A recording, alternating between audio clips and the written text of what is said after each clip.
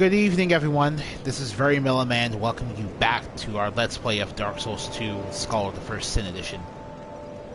In our last video, we traversed down this giant hole in the center of Majula. Well, not technically in the center, but pretty far off to the center of Majula.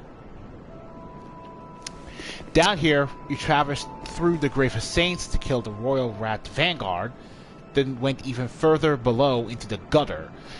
Basically a giant sewage drain.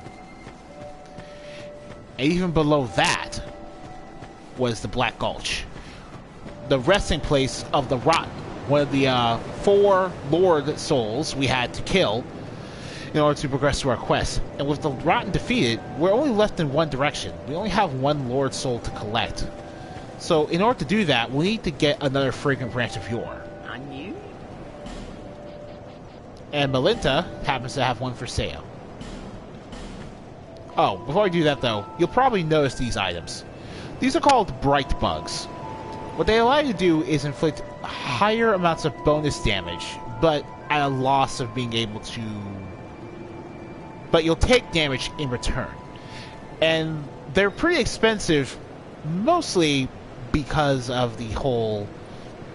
Each time you defeat a Lord vessel and you get one of their Lord Souls, these restock into bunches of 3, but their prices go up exponentially. So let's just get all 3 of them while we're here.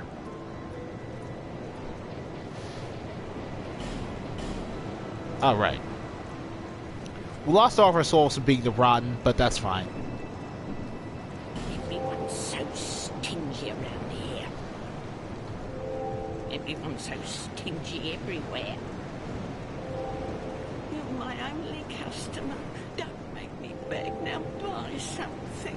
I just bought a lot of things from you. Thanks. Yeah. She's noticing that in Majula there's not a lot of profit to be made because everyone here is basically just a rest. Let's see if we have enough to buy the ring I actually want to get now.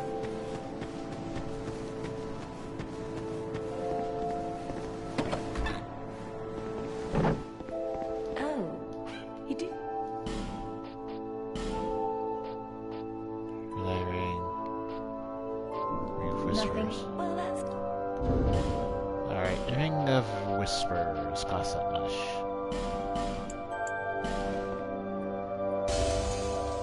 That's enough.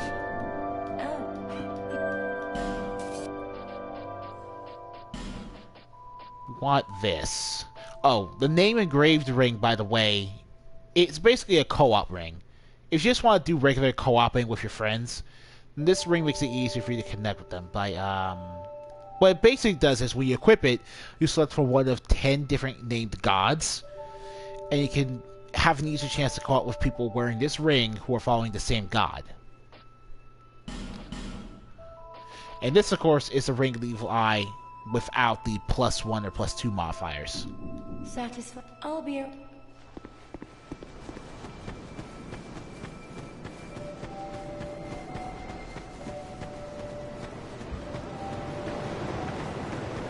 Alright, let's rest. Get our Estus back.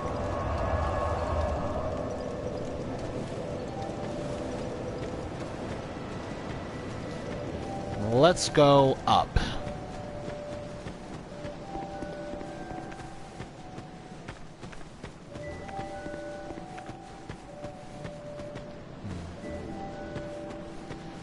Actually, for this part,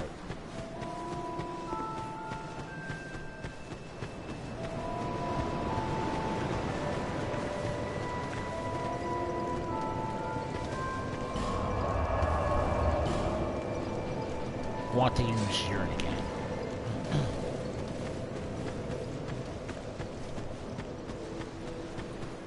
There's the ambush coming up at this next part, so we'll need to use Yearn to do that.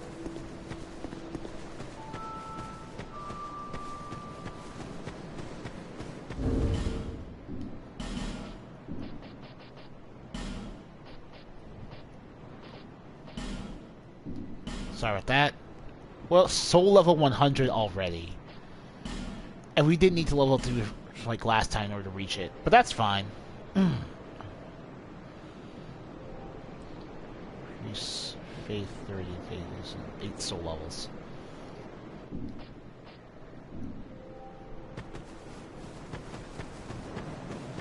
Alright.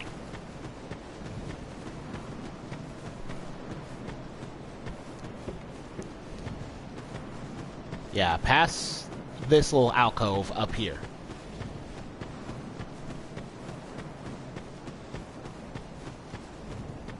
This guy. Have you business with me? The way you're under's all blocked up, you see, by this god-awful statue. Heavens above. Who thought it a good idea to put it there? Oof, I'm in quite the pickle now. This guy's apparently stuck because he's going the general direction that he needs to go in, but the statue blocks the way. It is a bit of a problem. So let's use our fragrant branch of yore.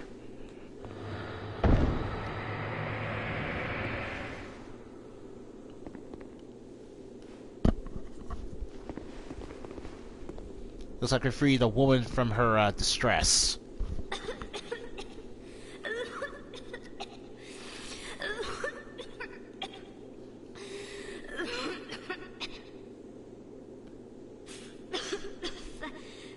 Thank you. Thank you.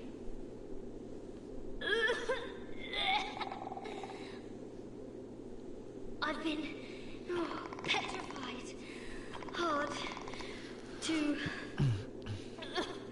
speak.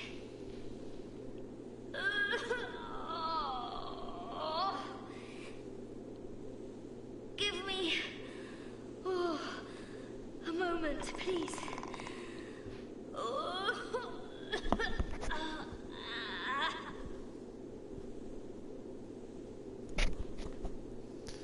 All right. I'm fine. I think. No. I'm fine. Really, I am. My name is Rosabeth. Thank you so much for rescuing me.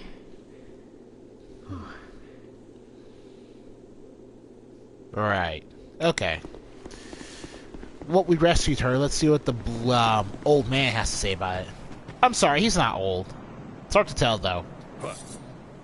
Clearing the way was you doing, was it? Didn't think you had it in you, pal. No. That's not like it sounds, no. It was a pleasant surprise, that's all. Name's Ben Hart. Thanks to you, I can resume my journey.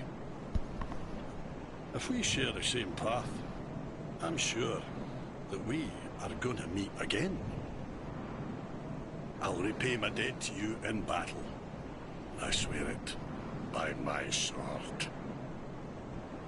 The road ahead's going to be long, but I'm here to help.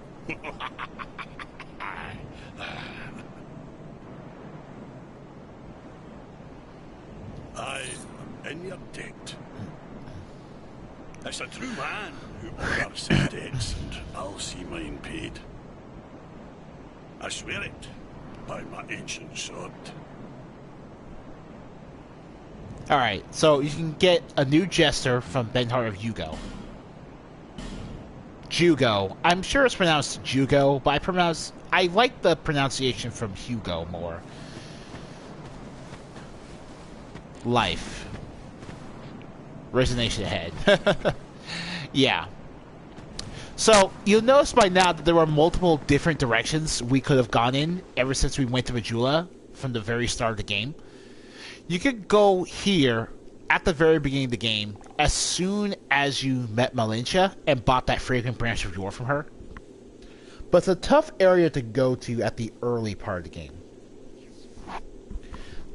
The reason Dark Souls 2 does that, another example is buying the, getting enough souls to buy the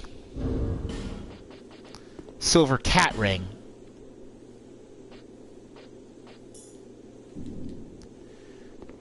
Is because the game basically wants you to be a bit more like I said, it's pretty open, and if you're getting stuck by going in one direction, you can just travel back and go in a different direction, see if you have better luck there. It gives you choices. It gives you this...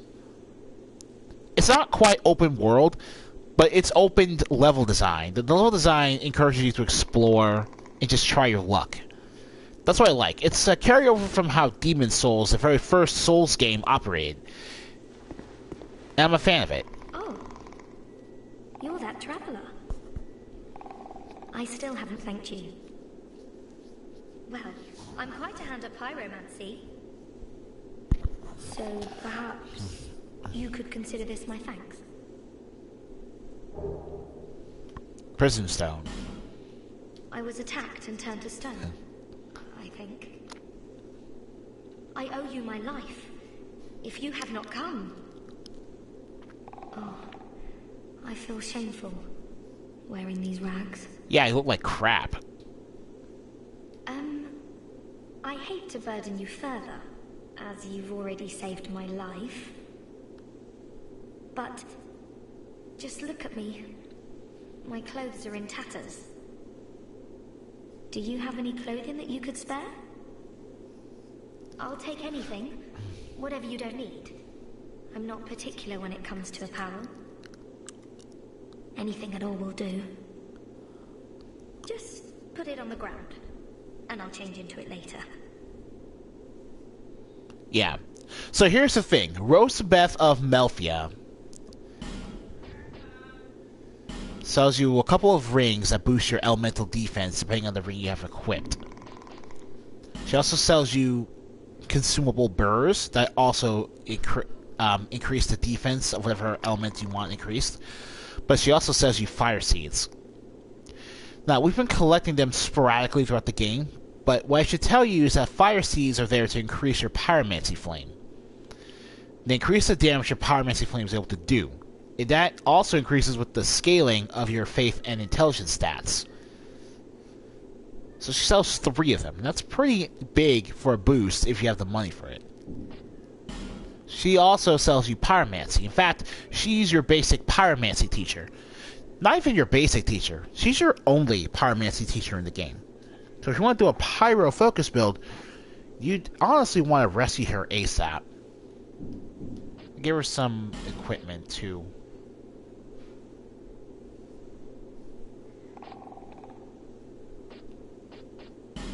I have a long knight armor for you to wear.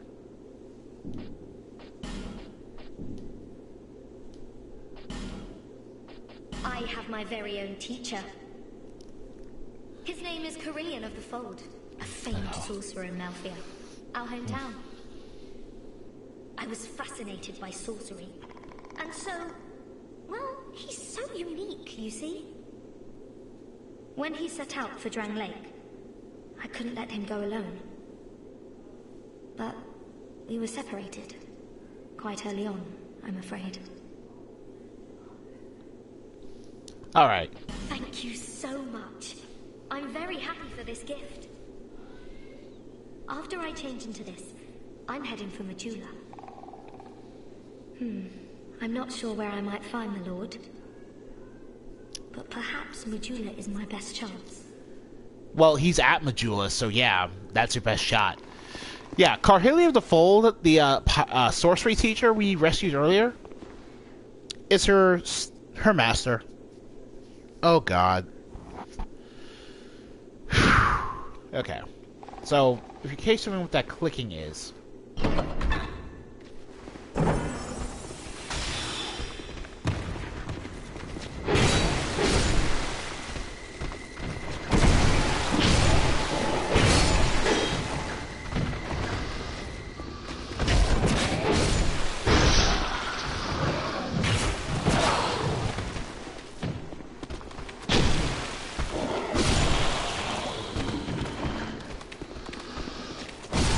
Yeah.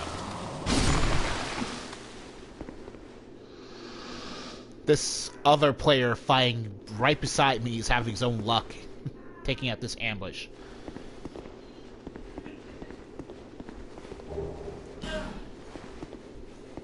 Void's Talisman.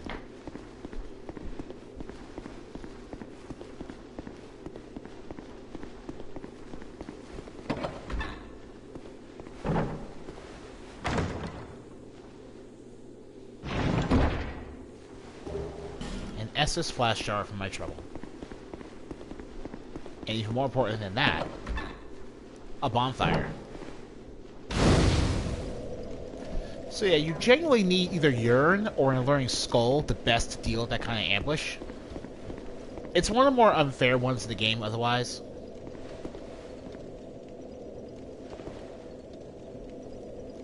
But fairly manageable besides that.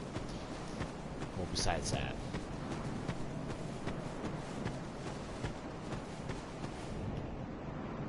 Alright. Another player. He's buffing before he goes. I wonder why he could do that. Shady Woods.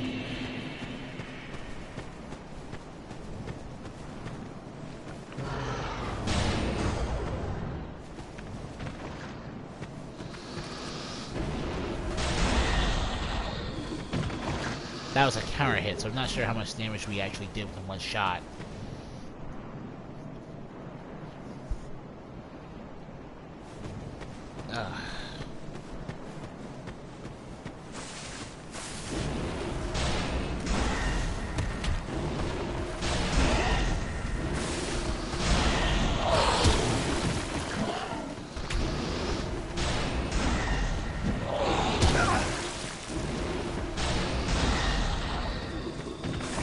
Man, we're getting so lucky with these counter hits that we're dealing so much more damage because of it.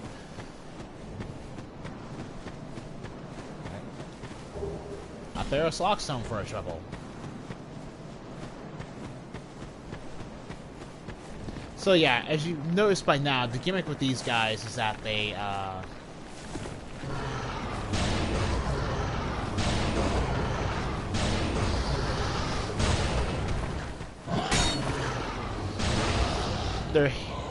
the ones with weapons have the ability to inflict some sort of poison attack on you. So be wary of that.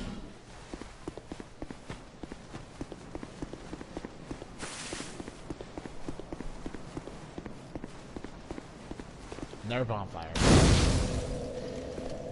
It's kind of weird to have bonfires so close together like that.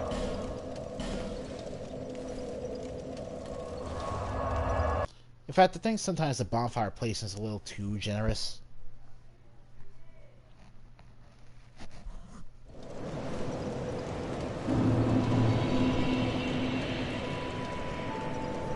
But I also think they just want to give you a break, considering you have to deal with an ambush to get here. Proceed. Oh, no, I didn't mean to level up. It's gonna take us a lot of souls just to get more than one level now.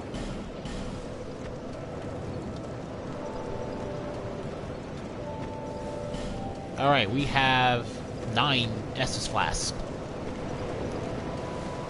That's great.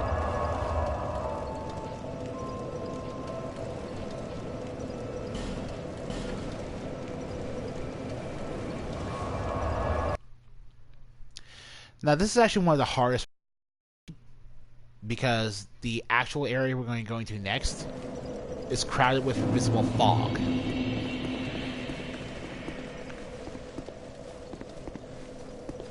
It's more importantly, yeah, you can't see anything, the enemies are invisible.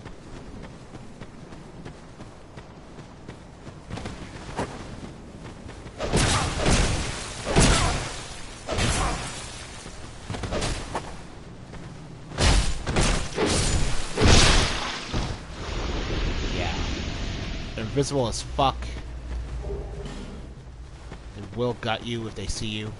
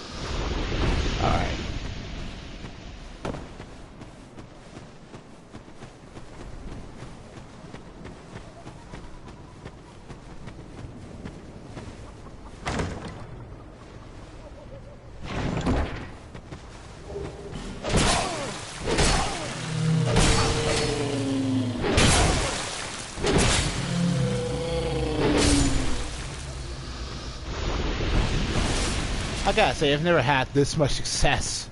We got all 3 hidden chests.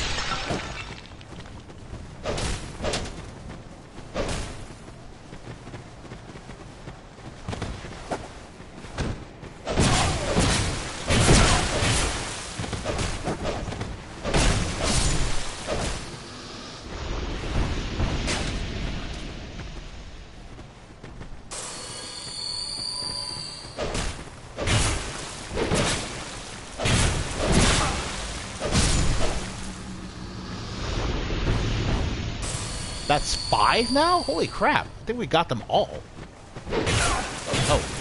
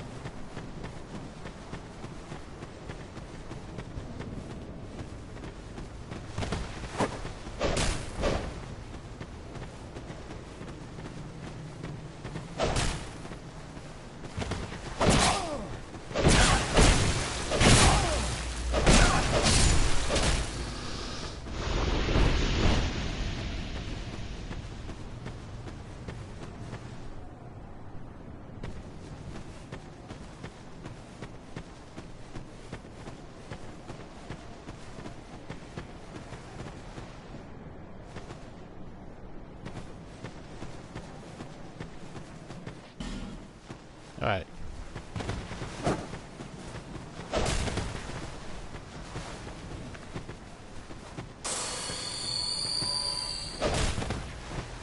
Okay, come on.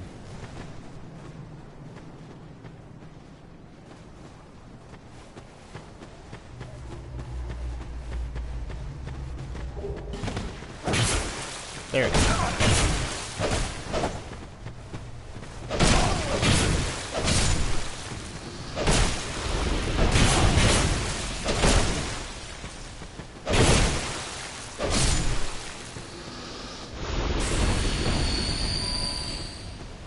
I'm genuinely wondering how many of these are pre-placed enemies in the game.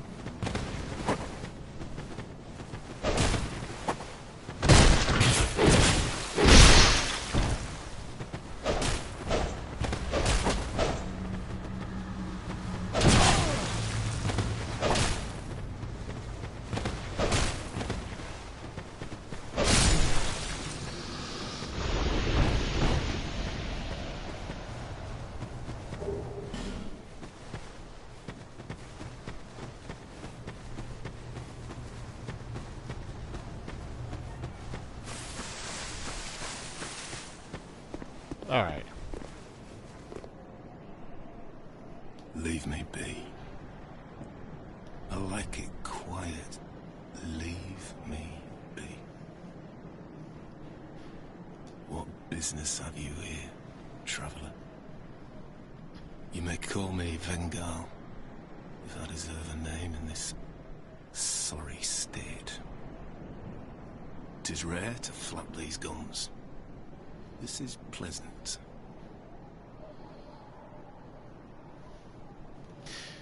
So this guy is called Vangarl, one of the more interesting NPCs in the game, because as you can see, he's a talking head.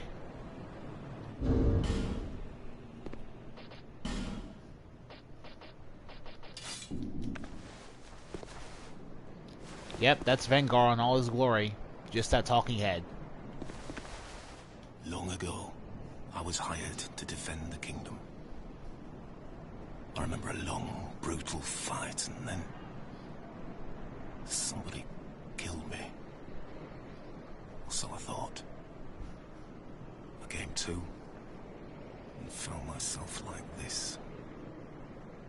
I don't know what explains it, but it's not so bad, really. Now I watch the days go by and gaze at the night sky, thinking of the finer things, far removed from war.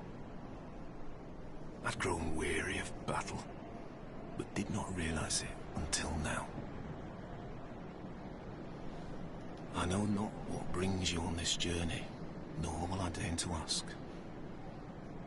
You may bear a great burden, don't we all? I prefer to stay my distance. But I want to warn you of something. My body. I see visions. My body. Headless, raging without me. Yeah.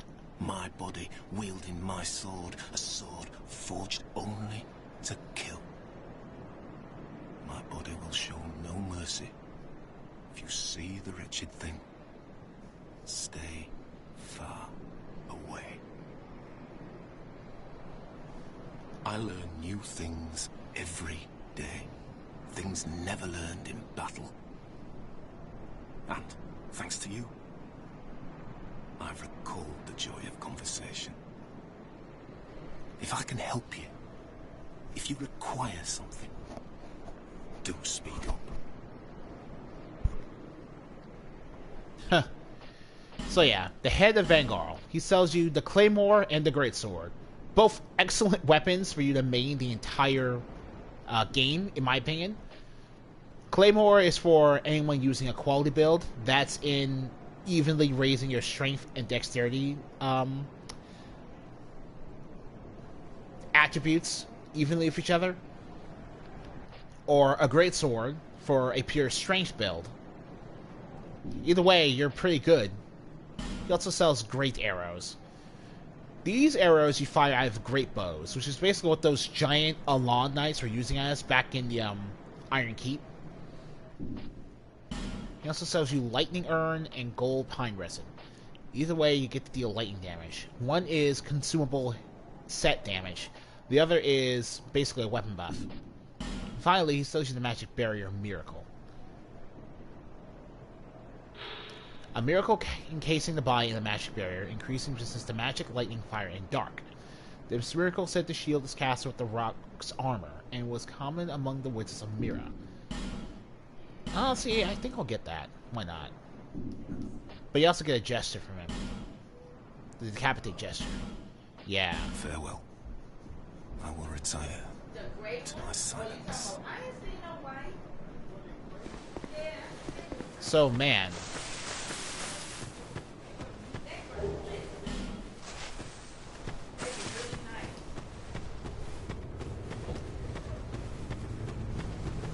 To get to where we need to go, we need to go up here. Ooh, man, we're finally out of that forest. Into another bonfire. Right here.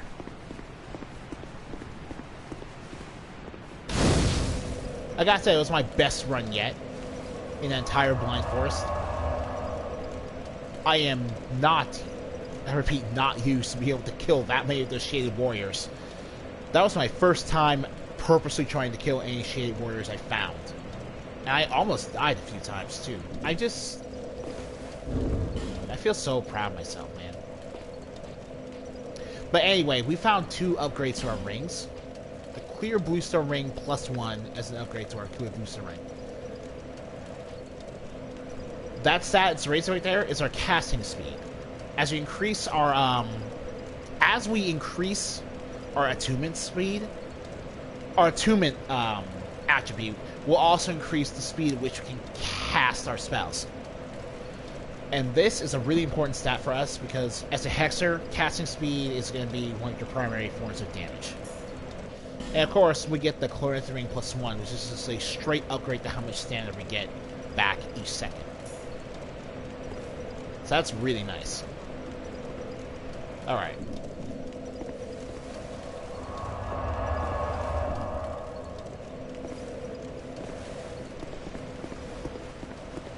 Okay.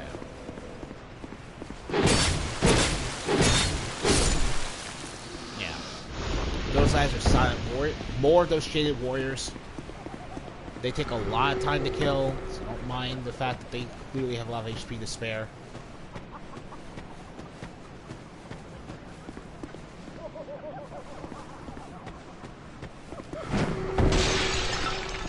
Remember those cursed pots from all the way back in Huntsman's Copse? They're back. And this is actually where they originate from. In the original game, I don't think they were in Huntsman's Copse, but in the remake, they're here.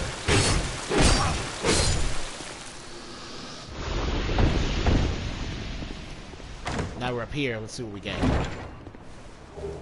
A Titan Chunk and a Petrified Dragon Bone.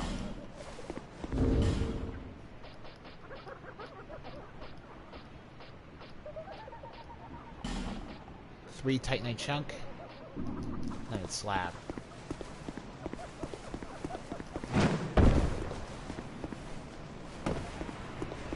Now we have 3 Titanite Chunks and Titanite Slab. We can push our Flame Longsword here to +10.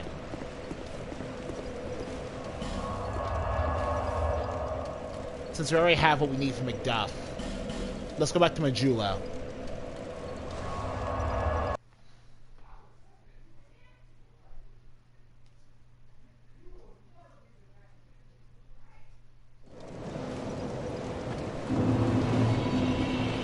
And upgrade our first major weapon to +10 from Leningrad for old time's sake. I knew you'd be around.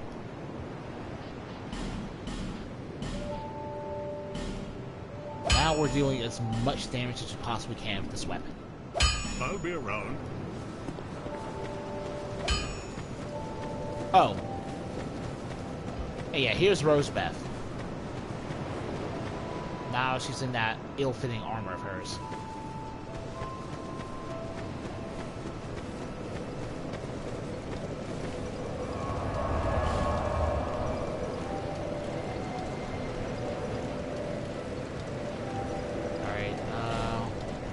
Shaded Ruins. Let's met the Shaded Ruins.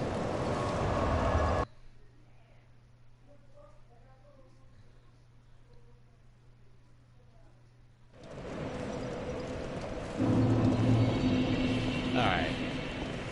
This guy took 4 hits with a 2-handed weapon to kill. Still a 4-hit kill, but to be honest, his health was going down faster.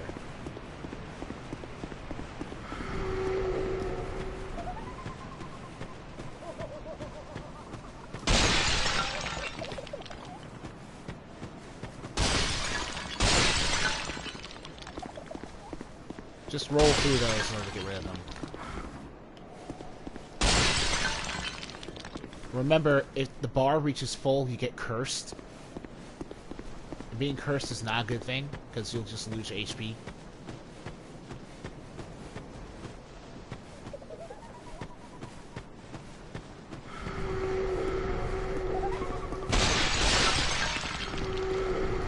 Oh my god.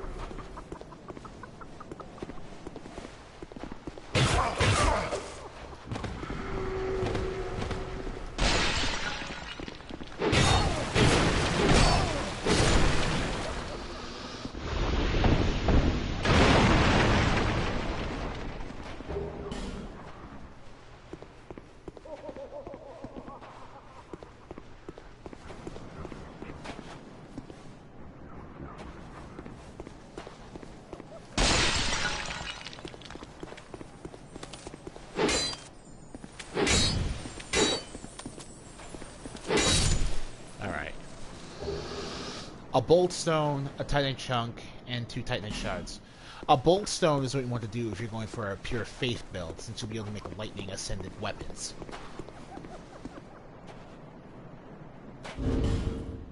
Alright. So who's this fine fellow over here?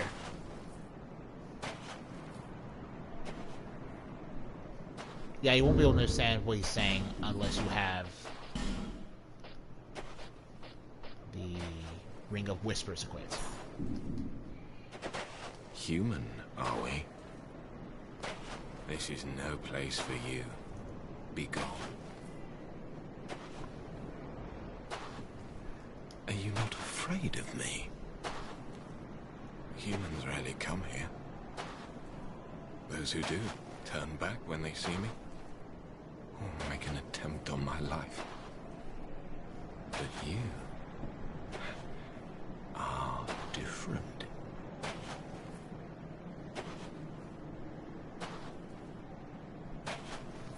We once had a master.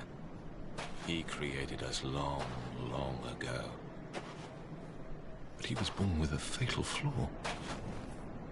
He resented those who had what he lacked and became fully mired in hatred. Eventually, he drove himself mad. It was at the peak of this madness that he conjured up we strange creatures.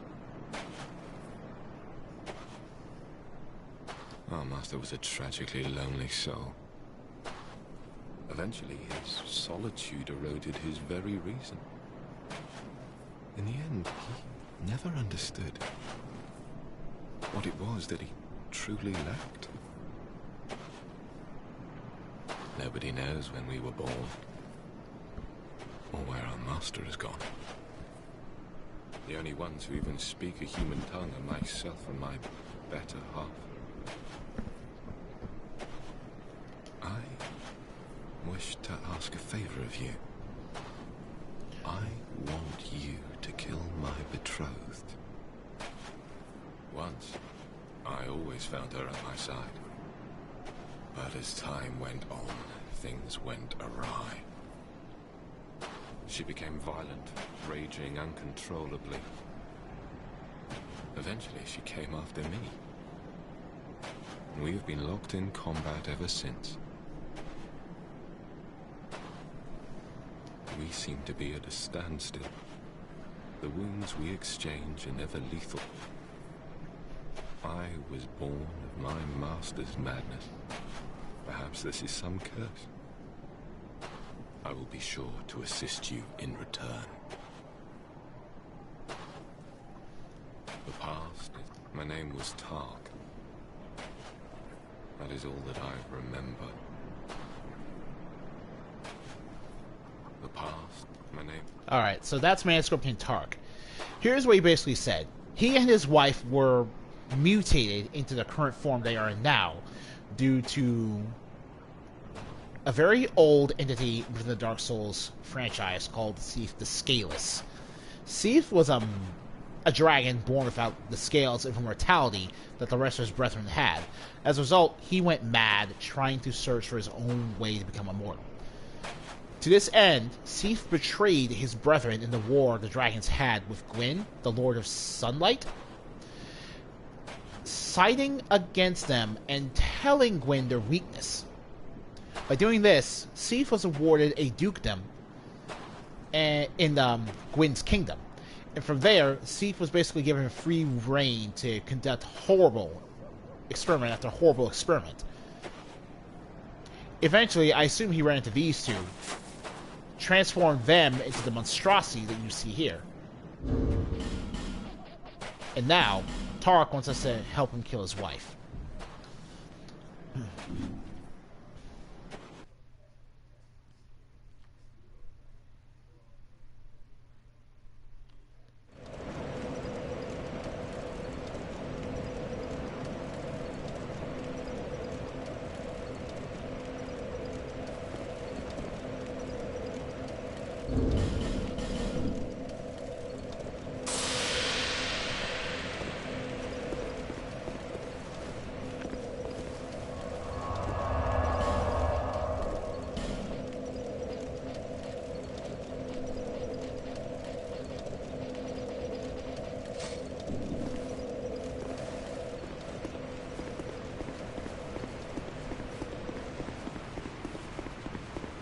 Now, let's go actually deal with the boss here.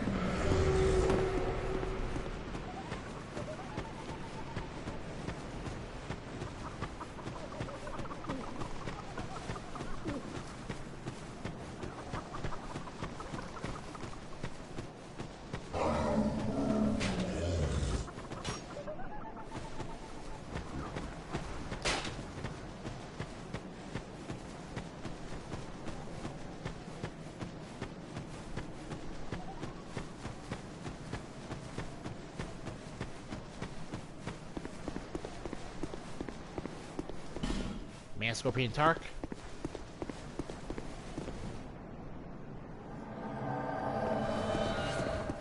We don't honestly need Tark's help for this boss fight, but I feel like bringing him here for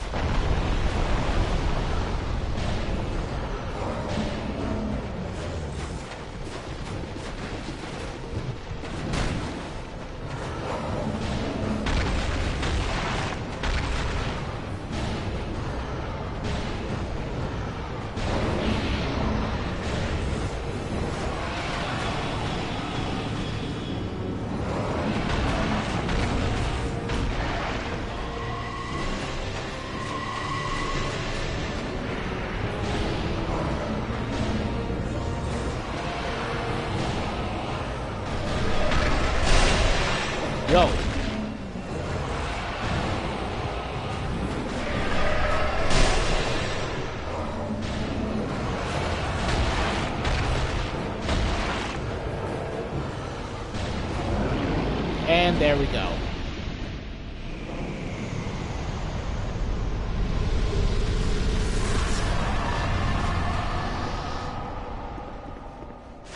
And that's the Scorpius Noctua boss fight. Now, she has a phase where after her health reaches below 50%, she'll tunnel underneath this sandy floor. And what you have to do to avoid her attack is to stand here on this stone plate. It says save zone right there for that reason. But since we had Tark here basically dealing constant DPS to her, she was too distracted to do that. As for this item over here, don't worry about that. It's not anything worth fretting over.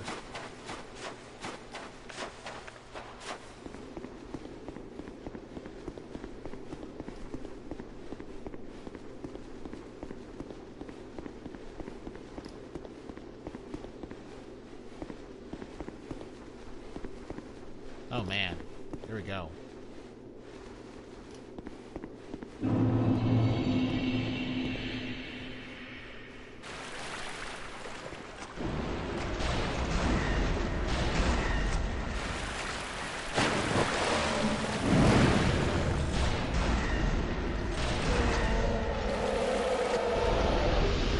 Mastodon Halberd. Whoa.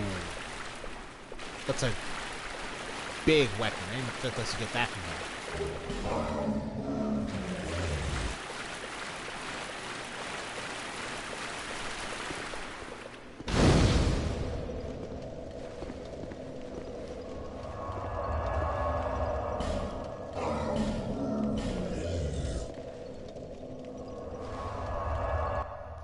Alright then. Let's check out this Ring of Whispers, which is hearing random growls now.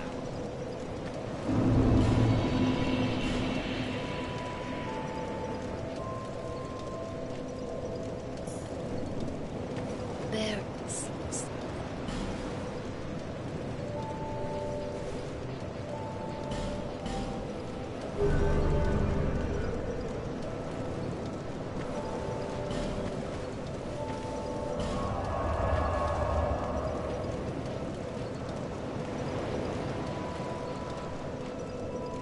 Doors of Pharos. There's only one bonfire here. That's because the area itself is basically really short if you just want to speed right through it. What you're going to do, I think.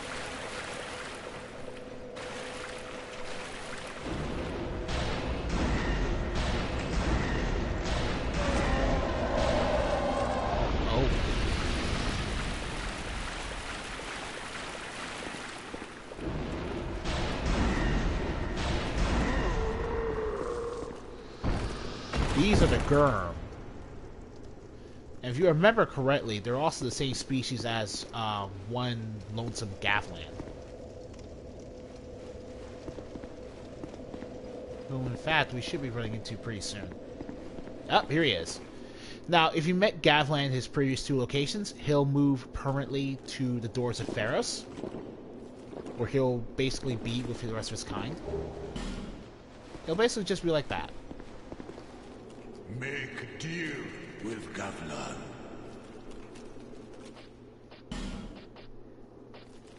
When he moves here, he'll sell you the Ring of Giants, which increases your poise by a set amount.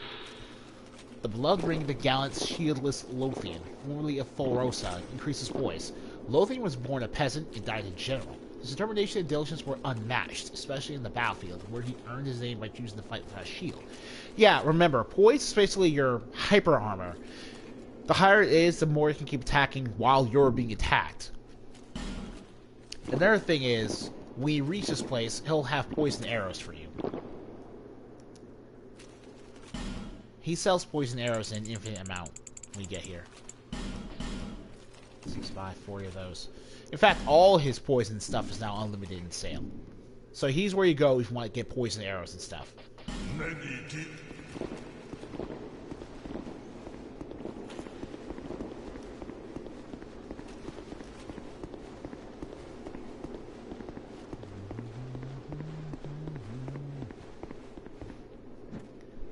This guy's not really a threat.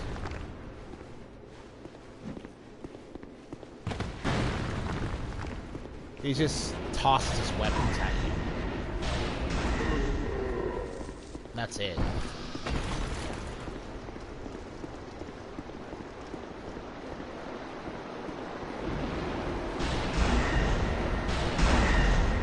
Yeah. Three large size HRs in the roster.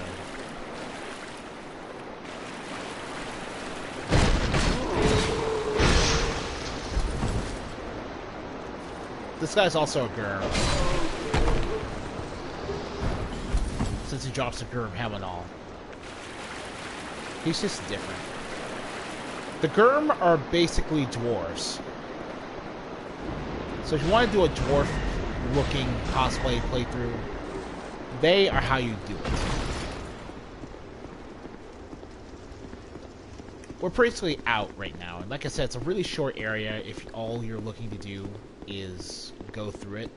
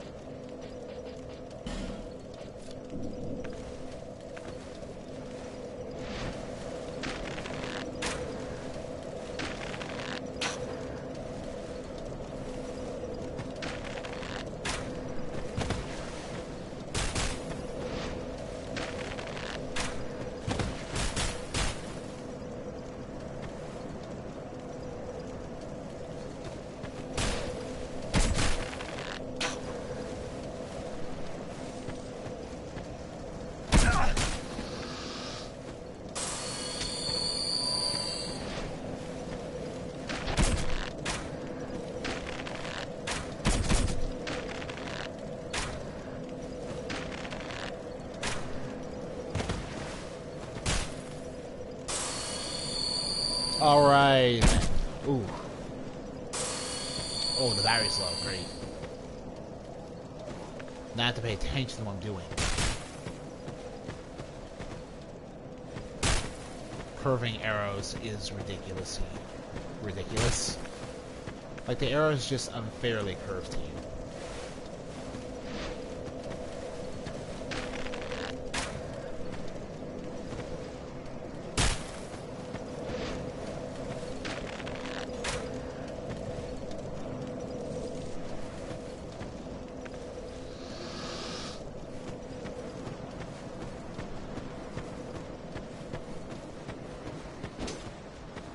The reason we did that is because I want... So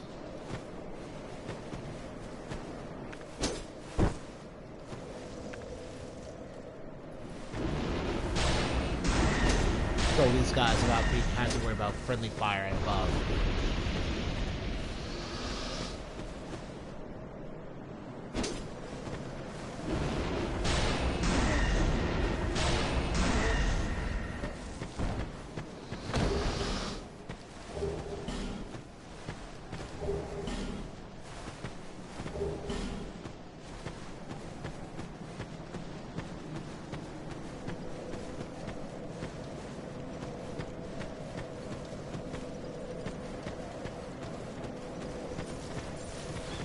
Falconer Knights, these are called.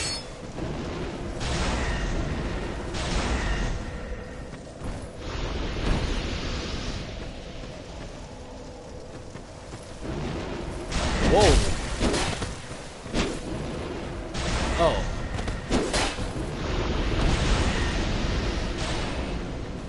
See the way they walk?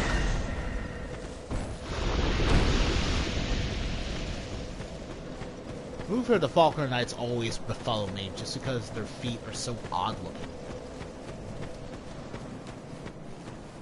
Alright, take a gander over here. Down there. Because that is where we're going.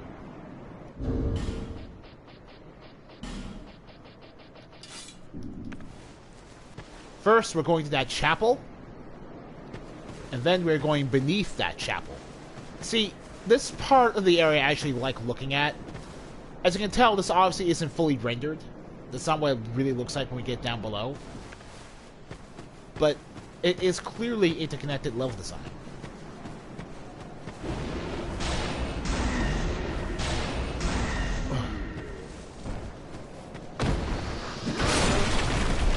Yeah.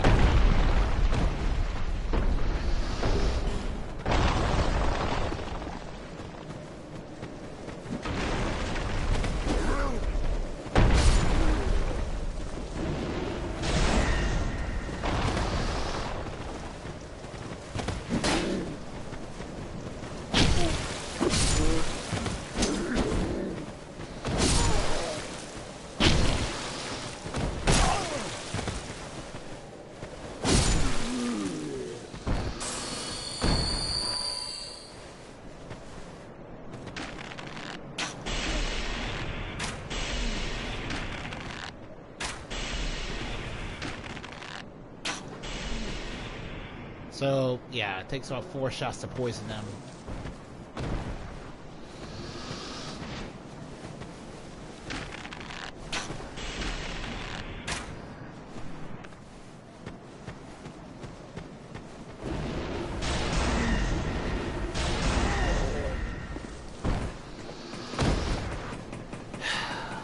Miners.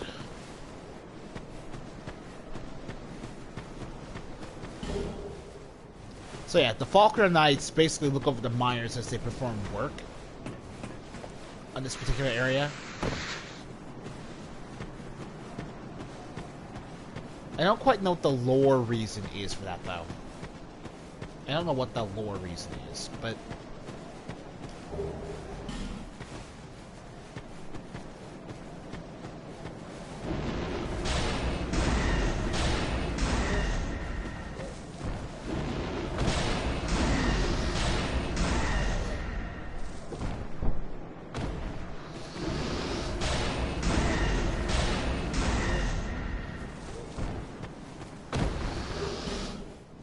we got more torch. A spider. I wonder what that could mean.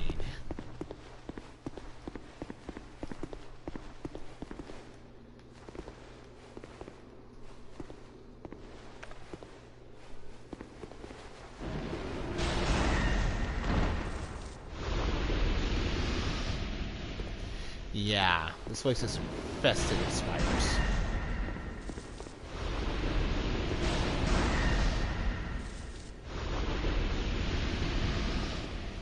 They're all over the place.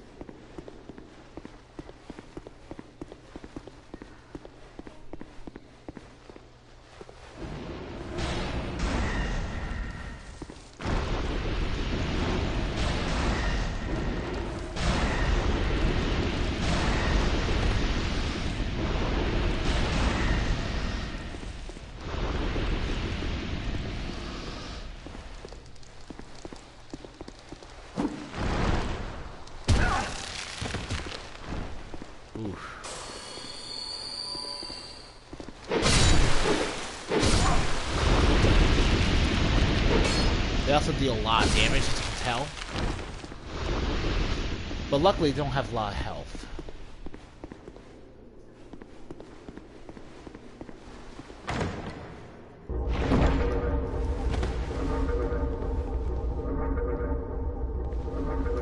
I still have no idea to this day what kind of trap that's supposed to be. We get heavy bolts for all that.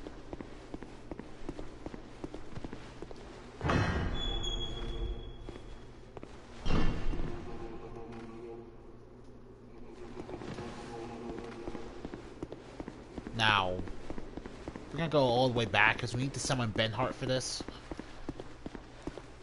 Benhart of Jugo has a similar quest line to Lucatila of Mira, in that you need to summon him for a set number of boss fights and have him survive those boss fights in order to complete his quest line and get his gear. Ooh. And this is one of the easiest boss fights to summon him for, because it's also the easiest boss fight in the game.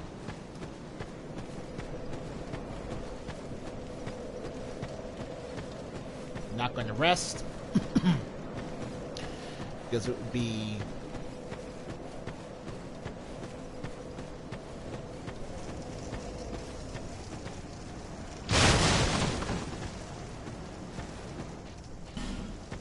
Alright. Let's get out of here.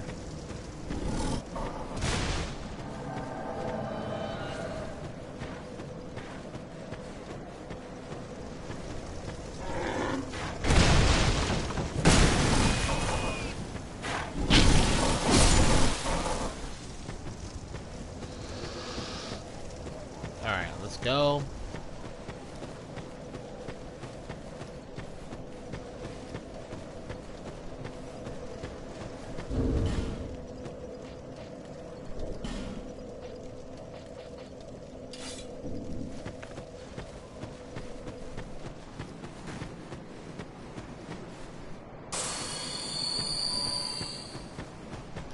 Yeah, sometimes the AI takes a while to catch up to you.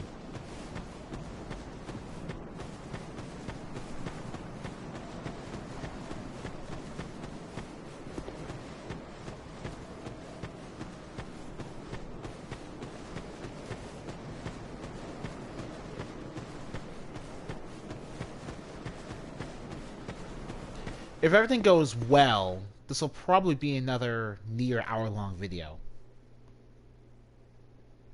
If everything goes well. In total, not just because of the,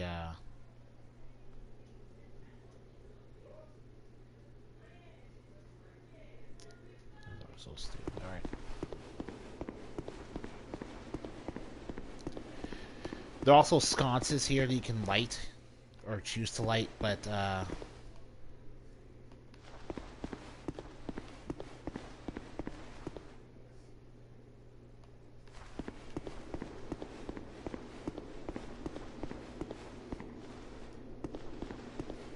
but they don't really need to be lit.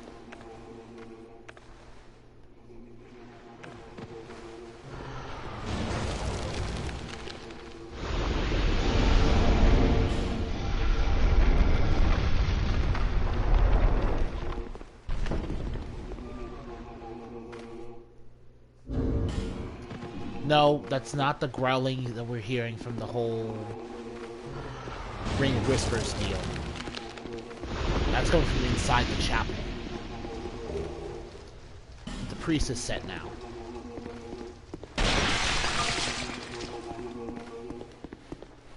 Getting stuck in there is actually going to be a bit of a bad thing for us.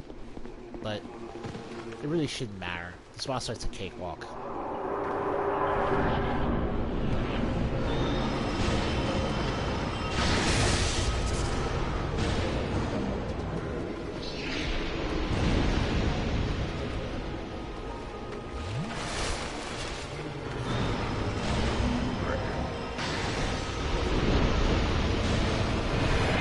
Prowling Magus and the Congregation.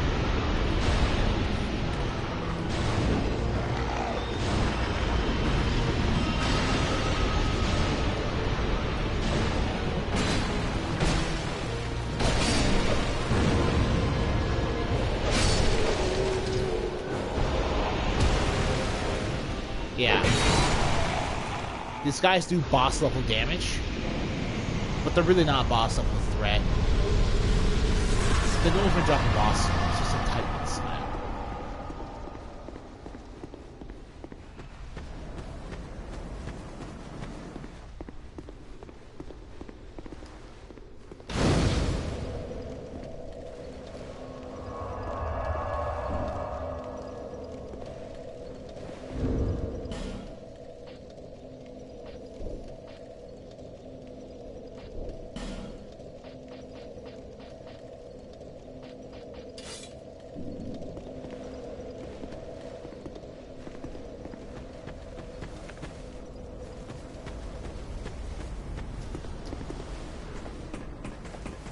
Now we can climb the chapel and see what's at the top. Yeah, the Prime Magus and the Congregation are the easiest bosses in this game, hands down. And unfortunately, it also technically means they're the most disappointing bosses in this game. Well, I guess if the boss is intentionally easy, it's not disappointing, but That's not intentionally easy. I'm pretty sure the point of the challenge was to just swarm you with mobs. Which, in my opinion, is also not really the greatest way to make a boss difficult. Because if you're being serious, why would I talk to you about it? If you're being serious, a better way to make a boss difficult is to just give it a hard moveset. And luckily, most of the bosses in the game have hard movesets, so they are difficult in a more interesting way, but, you know, all this swarming is not really cool. And yes, it's going to be a problem in the upcoming boss fight against the final lord. A bonfire skag. So Valentine's Day have one of those bonfire skags.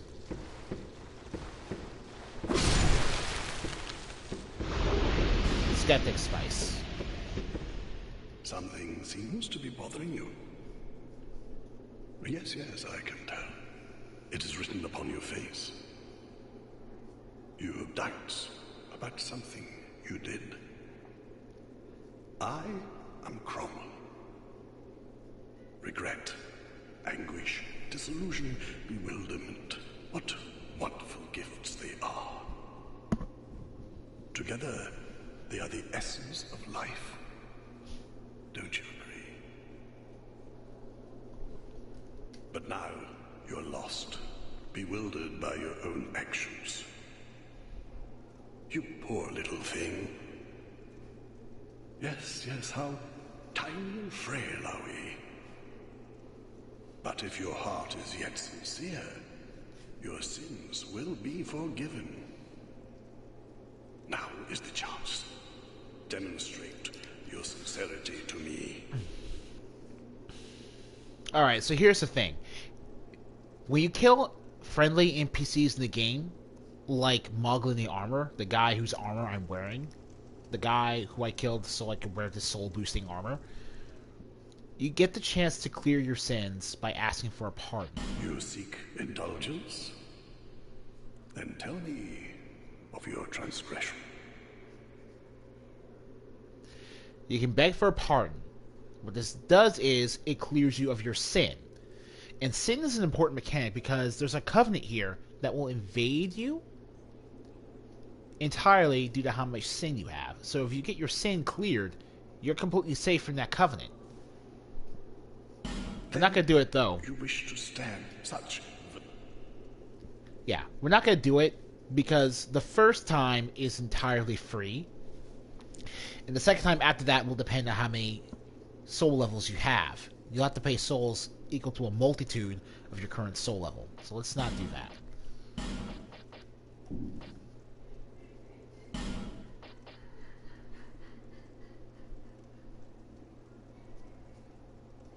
I think I'll get a curse bite ring because I'm not really out for the whole curse mechanic. Poise resistance and bleed resistance. Dark torches boost your hex defense. Scraps of life.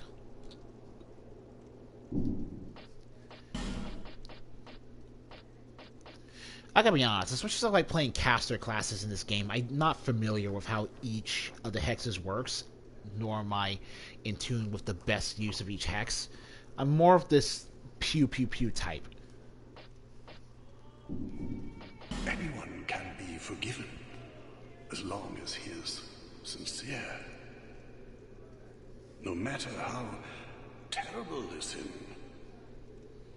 Surely, we all deserve mercy. Yes. Beer. Alright, We yeah. must never forget our sins. Alright.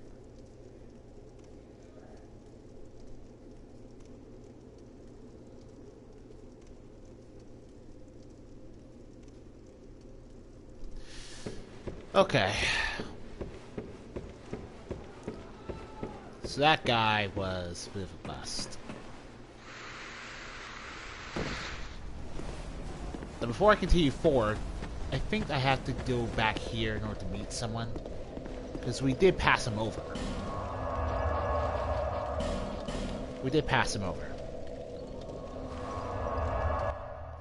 So yeah, Cromwell the Pardoner forgives sinners. That's his main function. He comes off as kind of creepy, but he's actually a really good dude.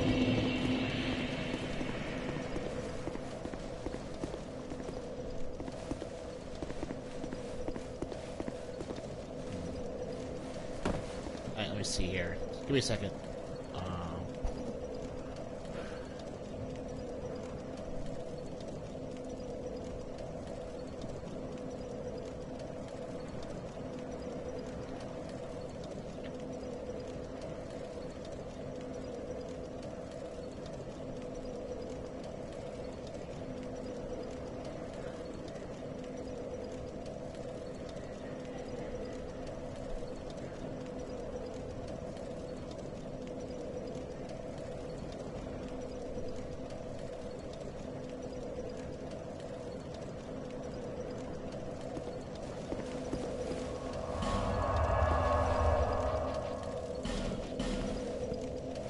Okay, in the shade ruins on the top floor of the right tower near the passage leads to Sorpinus Noctua.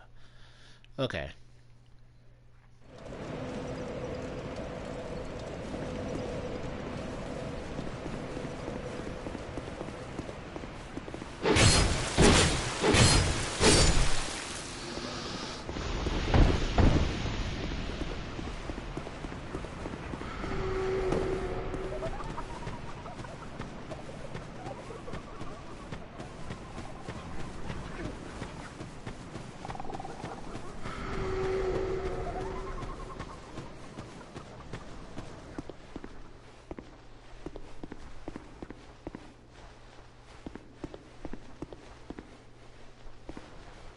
There he is. Good old Creighton.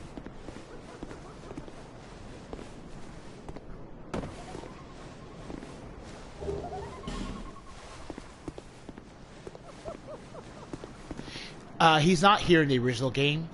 His location here is purely a benefit of the Scholar of the First Sin edition.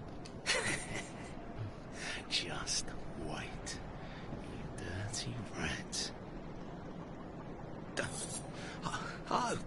I remember you. Don't you scare me like that. I thought you were him. That bastard with the ring lives in Brightstone Cove down the way. I'm gonna find him and settle the score. Nobody insults me like that. For the good of the world and for my own honour, I won't let that bastard live another day.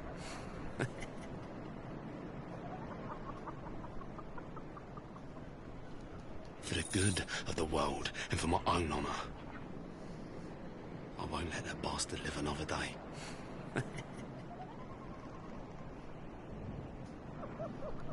Alright. So now I think we have to go... Now I'm gonna go check and see if I was able to, like, get the whole quest to update.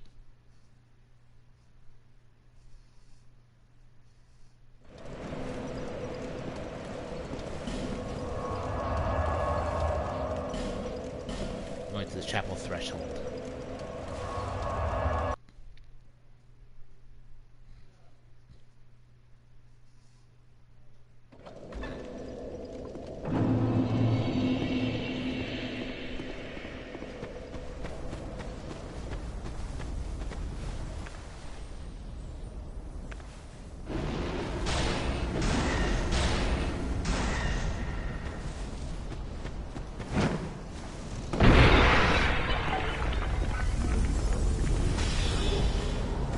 Try dragging them.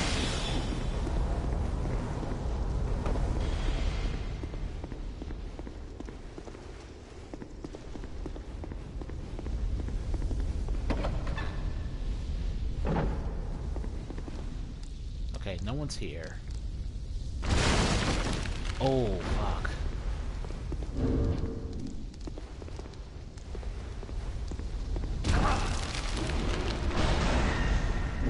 Okay, no one's here. We need to head back to Earthern Peak.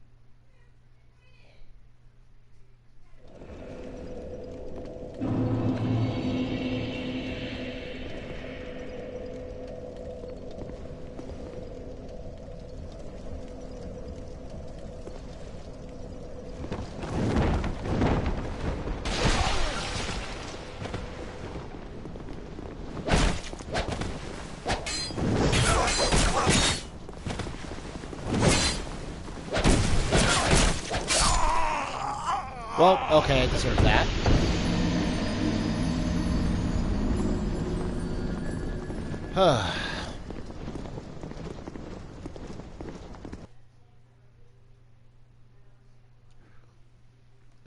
That's fine.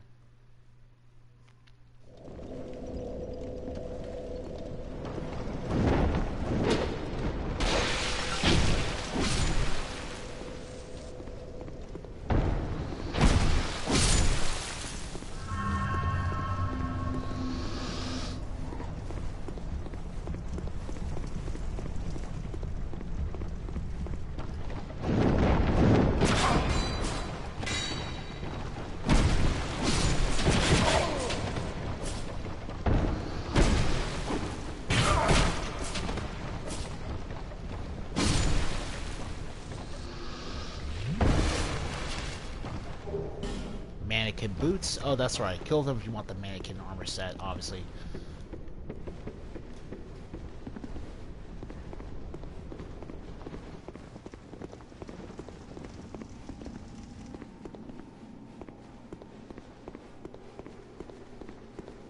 Well, we meet again. There's treasure this way, but I have a bad feeling about it. I don't quite have the... Alright. So I'm supposed to get the treasure.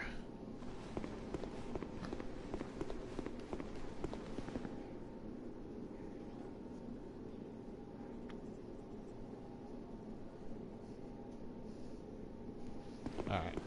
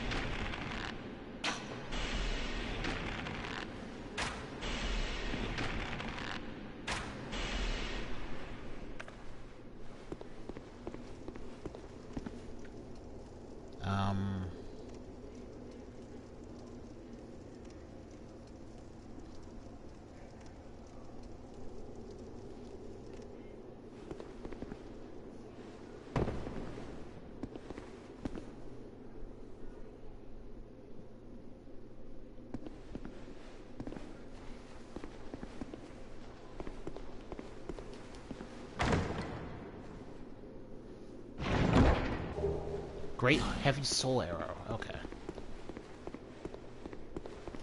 Alright. And there it is. Well, good to see that you survived. Perhaps you're more rugged than I thought. In any case, the treasure is yours, since you went ahead, took the leap. I prefer a more cautious approach. It's hard to know who to even trust these days. For instance, I've heard that a man is out for my life. Now, what misunderstanding could have ever led to that? The poor bloke must have quite an imagination. You be careful too, my friend, for trust can be a dangerous thing. Alright. Now we've completed the quest line for both of them. So the final leg of that whole encounter, well, you have to see for yourself. Because he is directly talking about Creighton right now. The guy out for his life. He knows.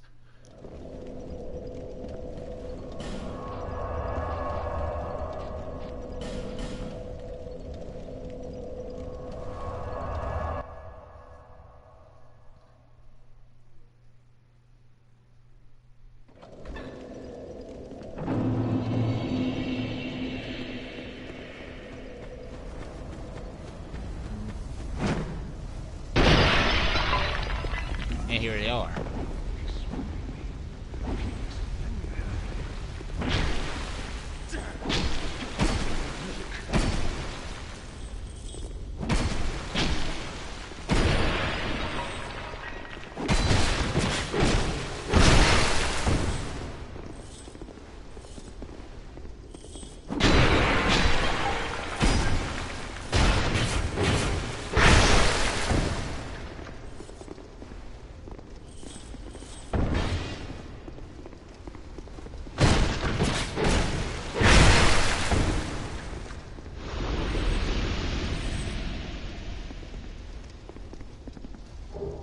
Paid Spear and the Ring of Thorns. Charcoal Pine Risen. Serves you right.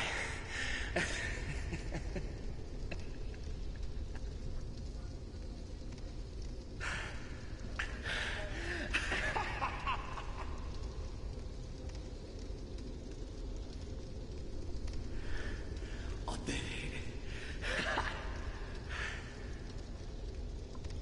Thanks for your help. He was no pushover. Here, take this and go to my bolt hole down the way. Sadora Denki. What's there is yours. Just a small token of appreciation. Here, these are for you. And you get Kraten's armor set. It did me well. Just take them.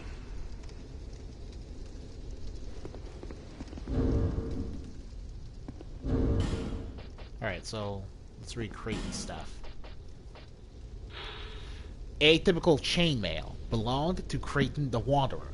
Its design resembles that of the Knight Order of the Eastern Land of Mira, but with some odd differences that catch the eye. Perhaps it's a finely crafted imitation. Ah, yeah. So basically, Kraten's criminal past is hinted at pretty strongly in this piece of equipment.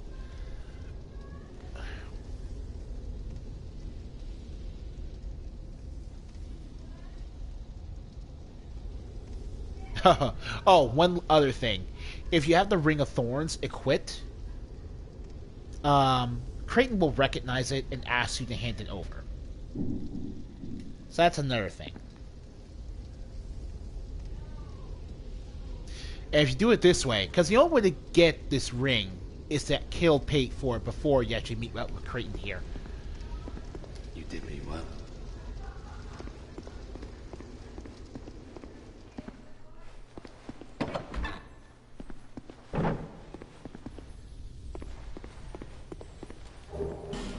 Another torch.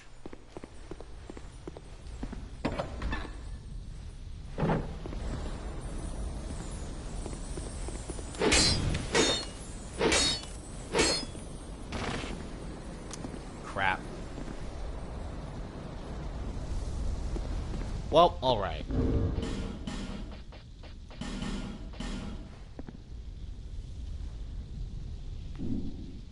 We're not going to bother getting his little reward for us. It's the same thing, either way.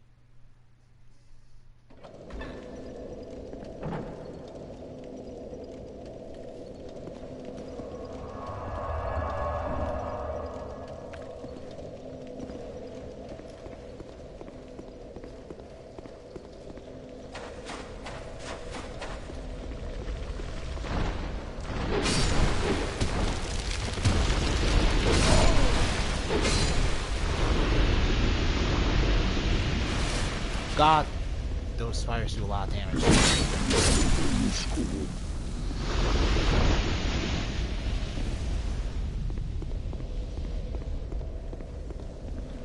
And I have to go down here.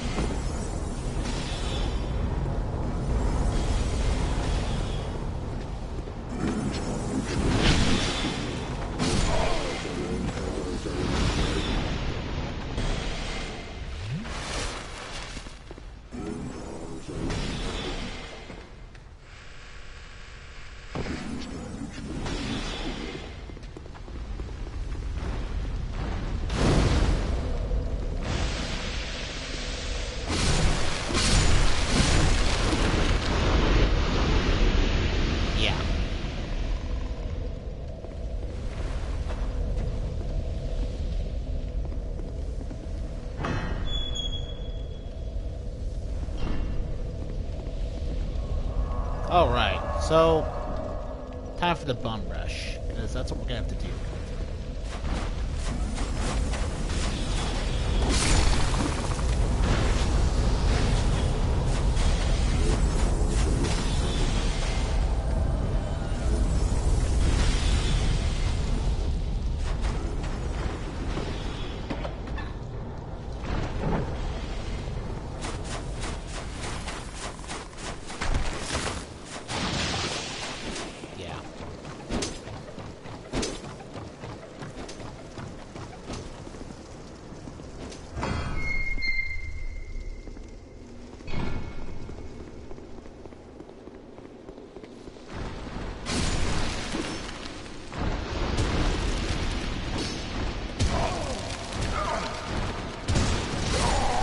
Ooh, okay.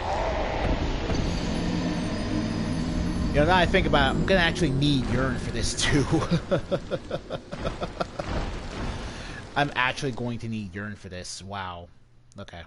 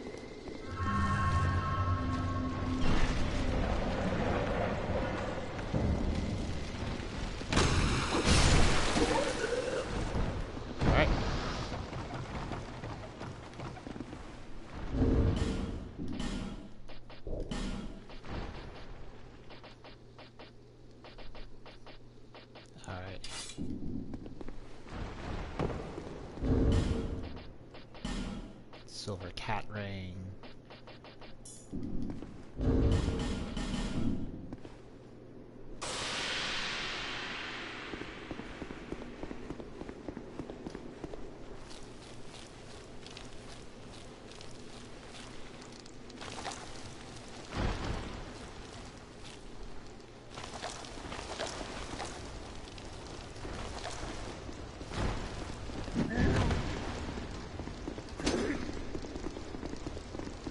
Alright,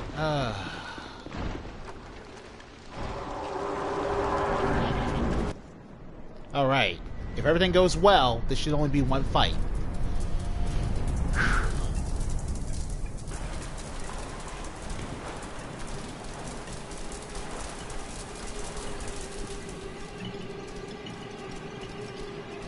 Oh boy.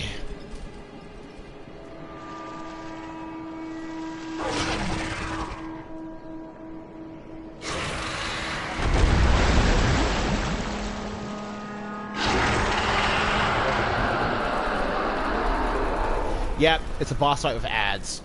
That's what I was talking about.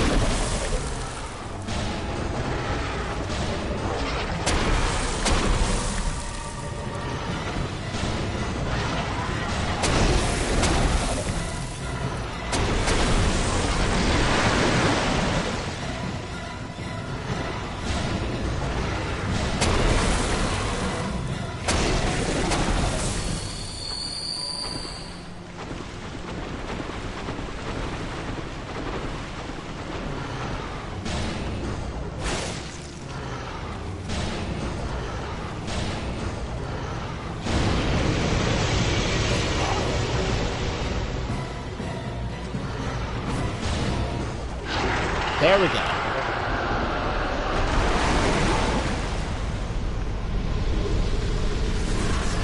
And there's a great sword.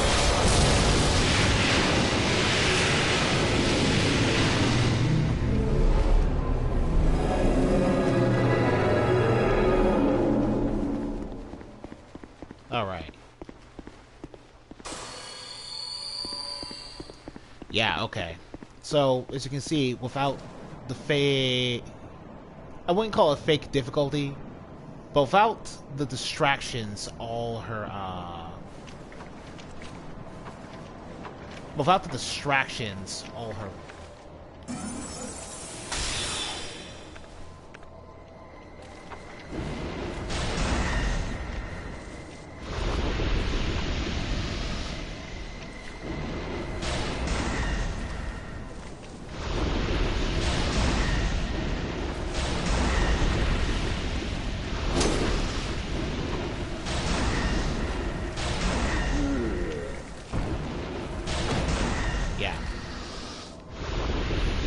Now, if you notice, we passed up a summon sign on the way over here. And that is for the Ashen Knight Boyd summon. What Ashen Knight Boyd will do is basically be a tank, an off-tank. Not only will he draw aggro... Basically, his main point there is to draw aggro from the summons. Bring your own ad to deal with the ad. He'll destroy the small snakes while you concentrate on the Dukes of Freya. Dark Quartz Ring +1, a Fragrant Branch of Yore, and the Bright Stone Key. Alright. And that was the Duke. So let's look at the soul for the Duke's Dear Frasia. Soul, the Duke's Dear Frasia, the Writhing Ruin's Keeper. The Writhing Ruin is an ancient thing whose shadow remains cast over the land. It first took possession as a solitary insect, but grew its power, feasting on the wealth of twisted souls found in the land. Yeah. Those spiders were eating a gigantic dragon corpse. Let me show you.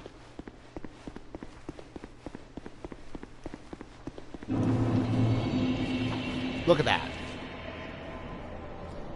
It's a giant dragon.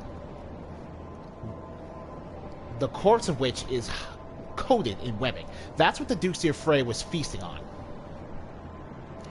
And now, remember I told you earlier about each and every one of the lords being reincarnations of a boss from Dark Souls 1? I think I only ever explained that for the first lord we defeated. But in general, all four of them are hinted at to be reincarnated from, like, the four major lords from Dark Souls 1. The first... I'm sorry. The Lost Sinner is a reincarnation of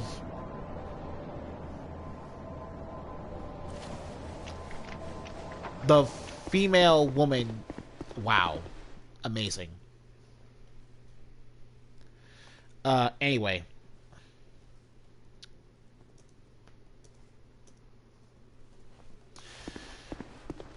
The Lost Sinner is a reincarnation of the woman who created every single demon in existence.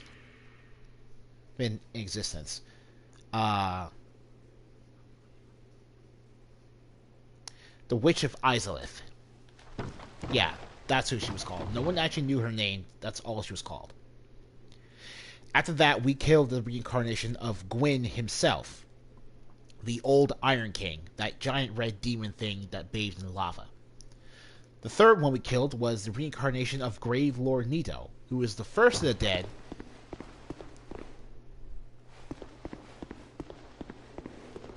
And basically only... He was the Grim Reaper of the Dark Souls world, basically. So who we killed was the Duke in Gwyn's kingdom. The reincarnation of Seath the Scaleless. And that part is, we'll get more lore on that when we get back to Tark, because we need to talk to him now we've killed the Dear Frasia and Scorpion and Noctua. First, let's do this. Oh, crap, what's this?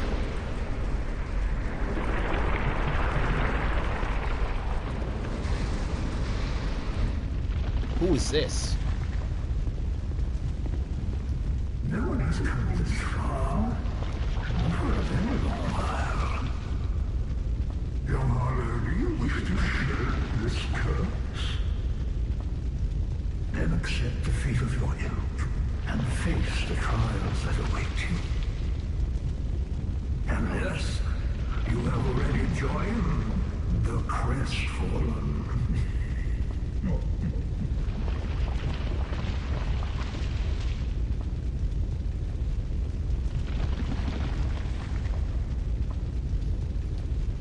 Young Harlow, there are but two paths. Inherit the order of this world, or destroy it. Only a true monarch can make such a choice. Very few indeed have come even this far. And yet your journey is far from over. Half-grown Hollow, have you what it takes? Truly?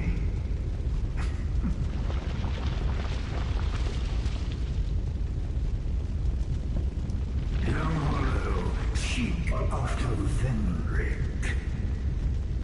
He who almost became a true monarch. And Vendrick is certain to guide your way. Fledgling Hollow. May we meet again?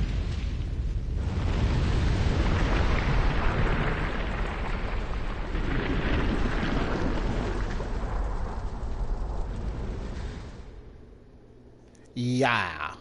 That guy was Aldia, the Scholar of the First Sin. The guy this re-release is named after. And for a good reason. Because he didn't exist as a NPC until the re-release. Even though he's literally Gwyn's brother and therefore just as important to the lore of Dark Souls 2 as Vendrick is. I'm sorry, he's Vendrick's brother. Gwyn, Vendrick, they're both basically the big kings of the respective Dark Souls games, so I just kind of mixed them up together. It got flubbed.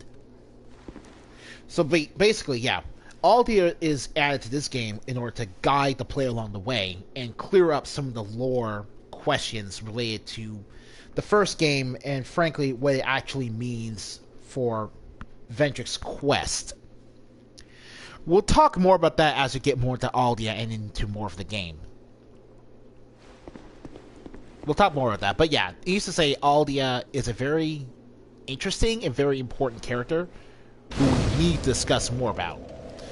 As for why Aldia showed up here at all, it's not that he's predestined to show up at this primal bonfire.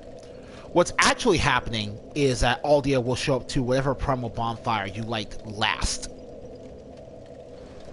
That way you don't miss him. It's because lighting your last primal bonfire is a significant event in the story. In this case, it's significant because we're finally able to enter Castle Drangleic.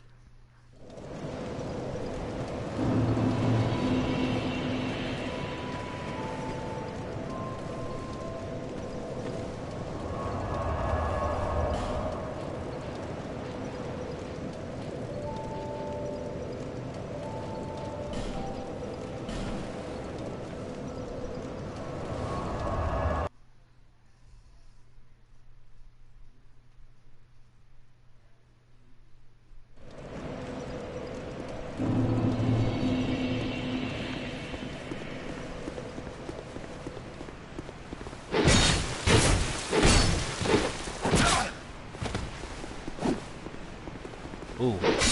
All right.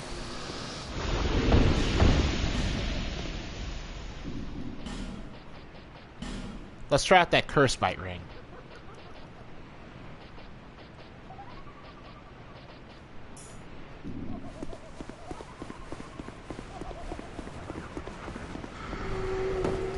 See how long it takes us to get cursed just by staying next to this guy now? That adds up a lot of curse resistance and makes a significant difference.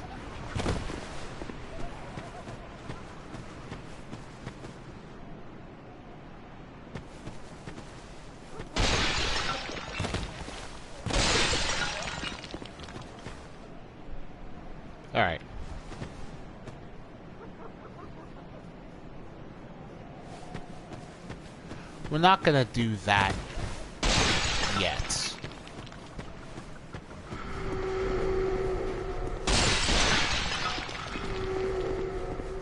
I don't want to get cursed, which is with the build down.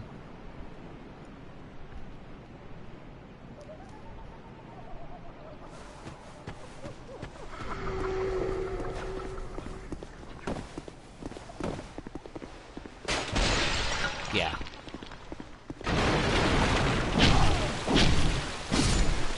Alright.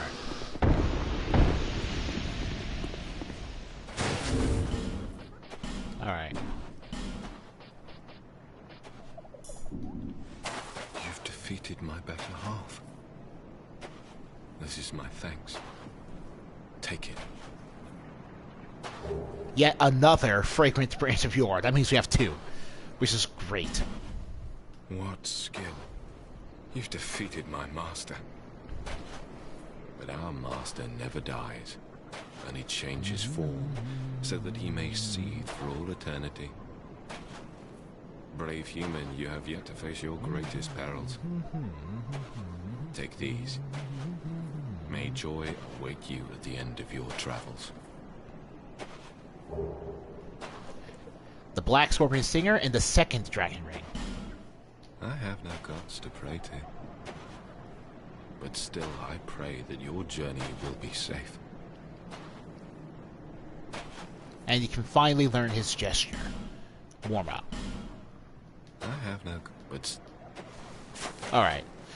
So, yeah. The Duke's Deer Freya was a reincarnation of Sif the Scaleless. That's why the Duke's Deer Freya was seen webbing up a giant dragon. Sif hates dragons. And basically, the reason he was in the position he was in was that he warmed up to the Duke. Sif isn't actually the Duke. Remember, the boss is called the Duke's Deer Freya. Sif is actually Freya, the giant spire boss he defeated.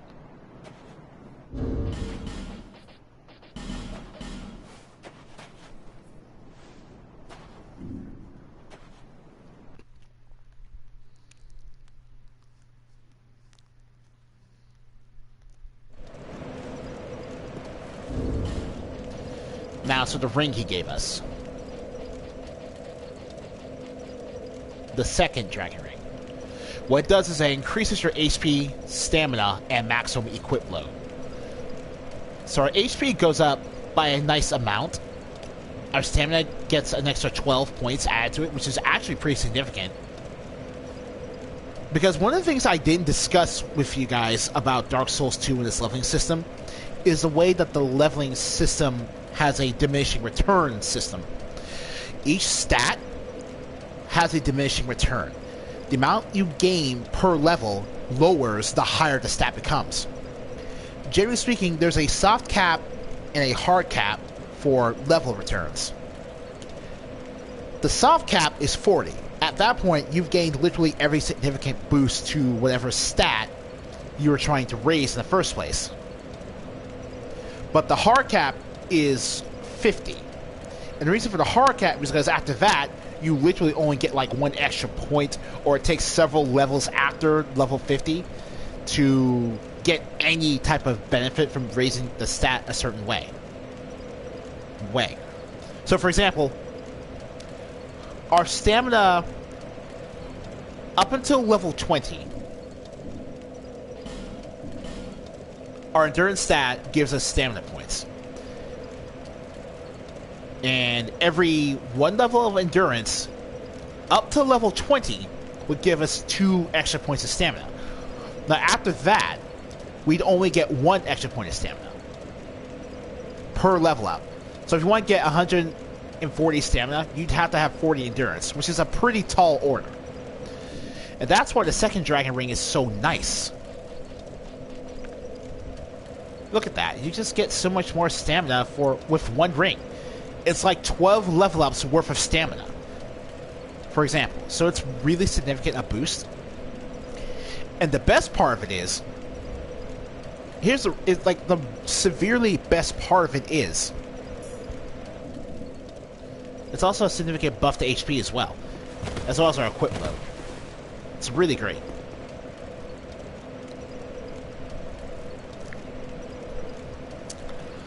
Let me see.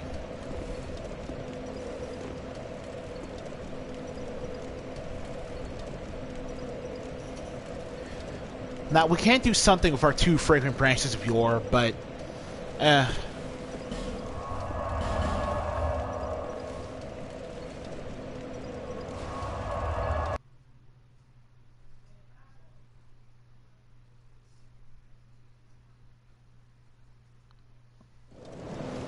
I'm not really in the mood to do them. You are blessed with a myriad of souls. Bearer of the curse, make your way to the castle. Now we can level up. Yeah, like I said here.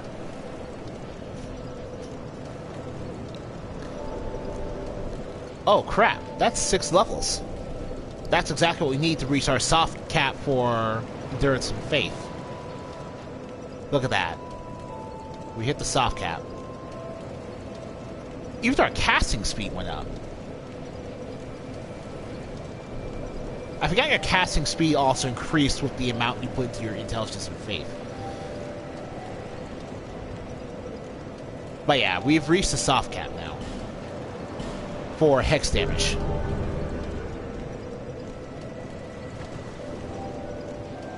Over the hill and past the forest is the king's castle, where a man peered straight into the essence of the soul. But whatever came of it,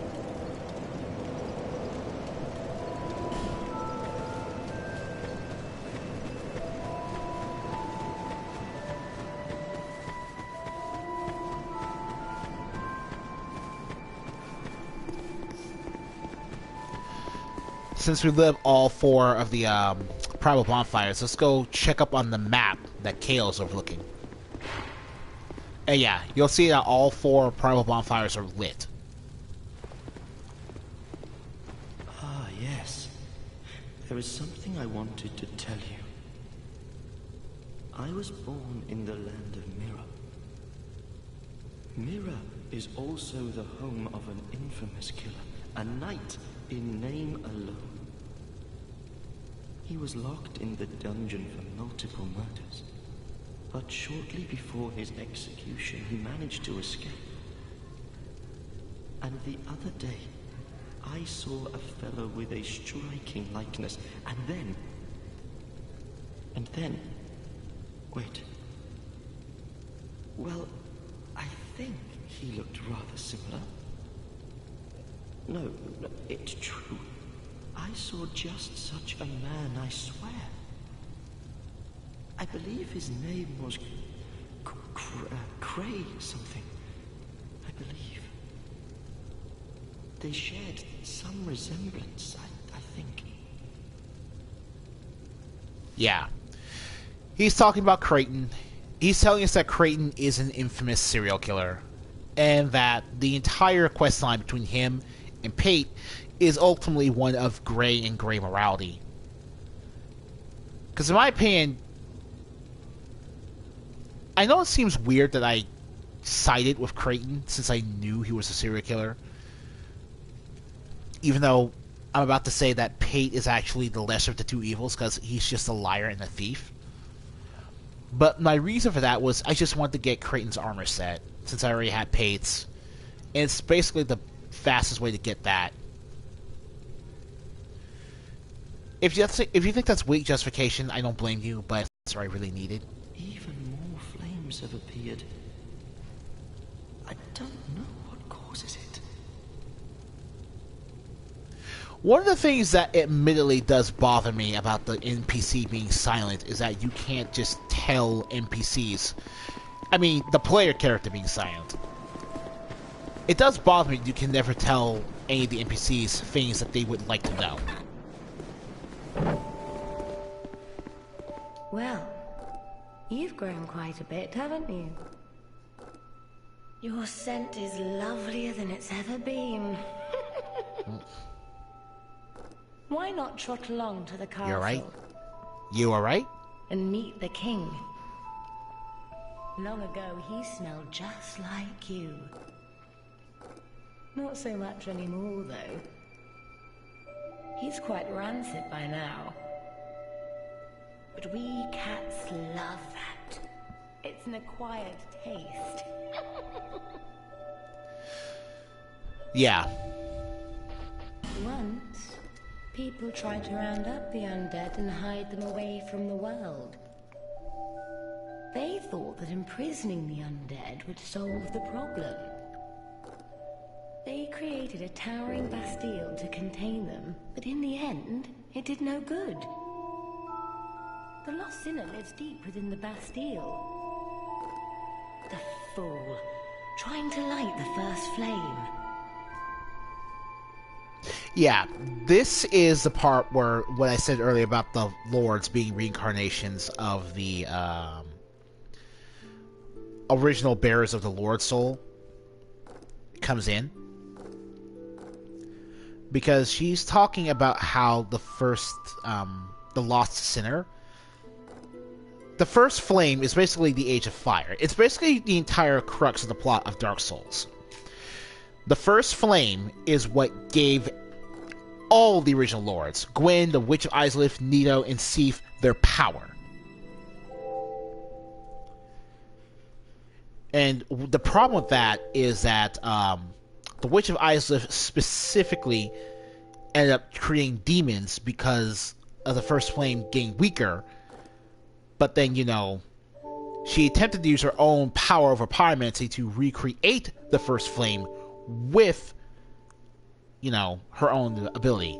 And it went terrible. It led to the creation of demonkind, and the witch herself was taken over, consumed by her own chaos. And the Lost Sinner is a reincarnation of that. Basically, she's still paying for a crime even in her next life. It's really interesting stuff. Speaking of which, Shalquar will now finally tell you some lore relating to the 4 reincarnated lords now you have all 4 of their souls. Or after you've killed all 4 of them. Why do people try so hard to be beautiful? We cats are born beautiful, of course. The human ego. How many ugly iron castles has it erected? And they don't even see the folly of their ways. But that's what makes watching humankind so delightful. It reminds me of someone who lived long ago. A vainglorious liar who ended up hurling himself into the flames. Now he's Icarus Earth, if I'm not mistaken.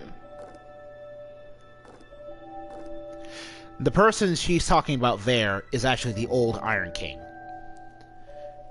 A powerful but short-sighted king who exalted the virtue of might, the old Iron King has been transformed into a demon.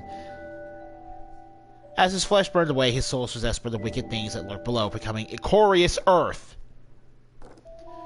And the reason this happened is because the king was a greedy individual who mined his own kingdom to ruin and snubbed his own queen in favor of another, who I believe was actually Mytha, the Baneful Queen. I think Mytha was the queen he snubbed.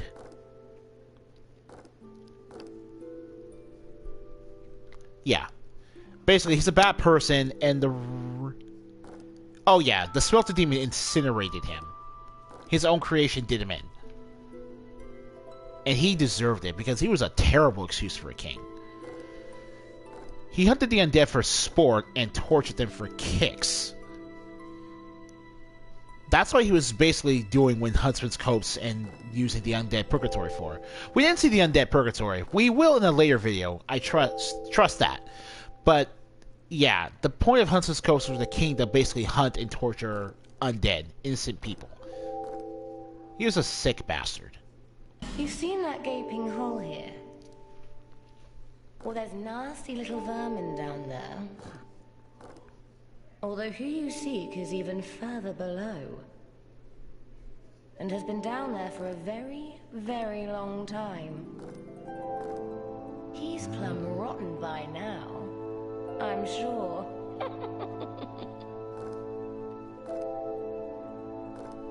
Yeah. Again, she's talking about the Lost Sinner. Although I think that time she didn't make any type of reference to who the Lost Sinner used to be. No, she made reference to who the Lost Sinner used to be, but not Icorius Earth or the Rotten. Both of them were just taken as they are. Because remember, the old Iron King is a reincarnation of Gwyn, and the Rotten is a reincarnation of Nito, according to what this game's lore is telling us. But she doesn't mention that. And the Rotten in particular is actually a really sad person.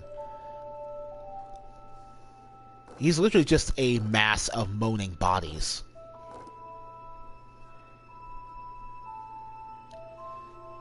Men develop the most peculiar fascinations. Sometimes their fascinations seem to take control, till there's very little man left. Oh, it's like that awful traitor long ago. He coveted what he did not have, and it drove him mad. What a curious conundrum. The writhing ruin keeps searching as we speak. Searching for its heart's desire. Oh yeah, that's Sif. She's directly mentioning Sif, who was the Dukeseer Freya. And the wicked thing about the Dukeseer Freya is the implication that we didn't kill the Dukeseer Freya for good. Sif is apparently still out there. Still out there. In some form. Just waiting to reincarnate. And it's just really, like, Sif is actually implied to be the only one of the reincarnated lords who remembers his original life. Just because. Like, actually remember, the Lost Sinner might have imprisoned herself willingly for some reason. But Sif, I think, is implied to be the only one that actually remembers his past life. And that is the most wicked thing about him. The guy's hatred for his own kind and what they had and what he didn't have keeps him going no matter what.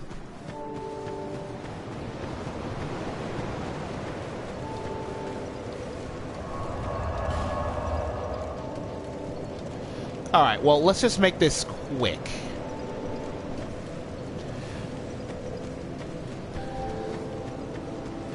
Actually, I think I'll wrap it up at here. Yeah, this is going to be it for the video.